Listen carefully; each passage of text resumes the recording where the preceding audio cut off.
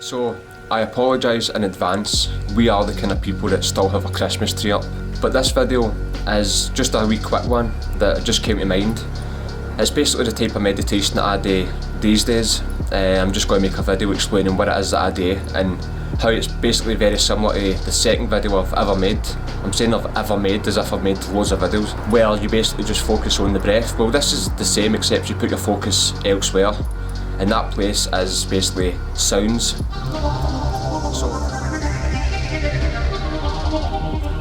So for example, when you're in your comfortable meditative position, whatever time you do it, instead of focusing on the breath, the inhale, the exhale, you're basically focusing on what you can hear.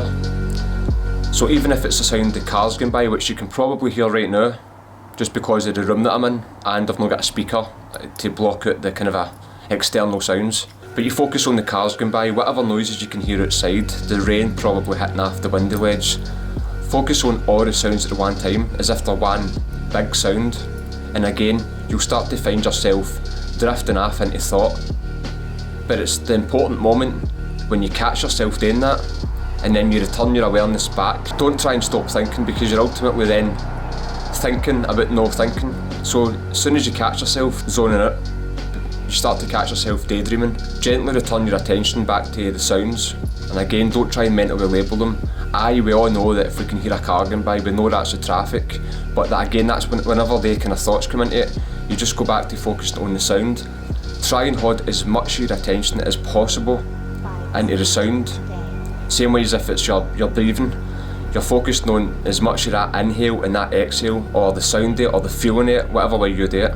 You're trying to stay focused. Your awareness is locked in on the sound for as long as possible, until you get to that moment where the moments of no thinking start to overpower the moments of thinking. So you're in that clear headspace for longer and longer periods of time, and then boom, you're in that meditative state. This can be extremely useful as well for if you're lucid dreaming and you're performing techniques within the wild method, which is a wake initiated lucid dreaming method.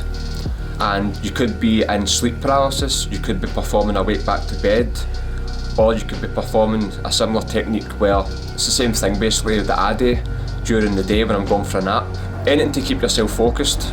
That's my favourite way to do it these days, and I understand that when you start off you want to focus on your breath. It's a lot easier to do, or you can count how long you inhale, then you can pause, hold your breath for so many seconds, then you count the seconds on your exhale, because that's obviously going to keep your mind focused more, and when that happens there's no room for thinking. So again, I don't know if this isn't exactly a more advanced technique or anything, but it works better for me than focusing on my breathing. Again, if you're in sleep paralysis, this is helpful because it's giving your mind something to focus on instead of all the scary sensations that are happening about you that can ultimately distract you and stop you from using it to become lucid.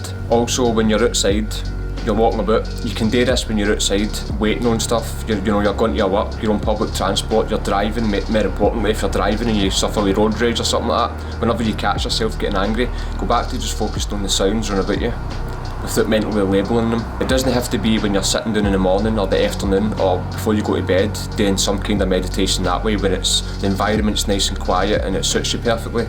This can be done throughout the day, where you're treating life as your meditation.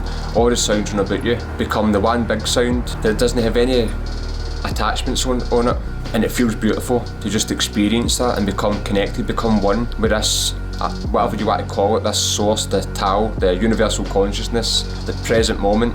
You're experiencing the power of now, as cheesy as that sounds. And it makes you wonder, like how many times, or before I ever started getting into meditation or learning about these things, how unconscious was I throughout my life. A third of your life you're sleeping, but even the other part where you're actually awake, you're walking about like this unconscious zombie, basically sleepwalking through life. So it's good to include this. You don't need to do it all the time, obviously, but we zone out at times and we go on our phone. I like to do these things as well, but I like to do things that involve having a mind in order to do them, but it's good to add moments of lucidity into your day. And this is a part that I can't really explain, but you just start to feel better. It was as if with me, like, everything started coming back, my confidence. I was optimistic, more passionate, and things that I didn't even realise that I was interested in, I started becoming interested in. Now again, I don't know the science behind this is just how it personally felt for me, and it made me feel a lot better than just say going to the gym and exercising. it was a different type of feeling. But aye, whenever you start to find yourself drifting off, return your awareness back to the sounds that you can hear. And again, I don't know if I mentioned this earlier on, but whenever you catch yourself zoned out, you're zoning out, you're in the thinking mind, whenever you catch yourself thinking and then you return your attention back to your focus point, look at that as being a bicep curl for the brain. I can't remember who said it, but the brain's a muscle that can be trained as well. So again, every time you're, think, what am I getting for dinner? What am I doing later? Oh, I still need to text that person, but I'm thinking, go back to focusing. That's the one repetition for the brain. And as I said, you start to find moments where the moments where you're zoned out become less and less, and the moments where there's no thinking involved become more.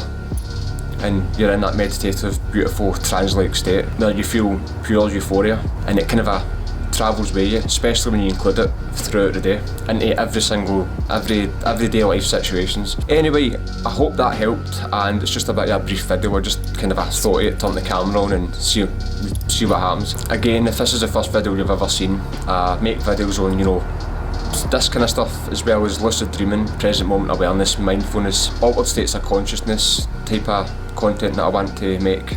I've got plans to make psychedelic content as well in the future, but I'm just going to see how that goes. I'll do that when it comes to it.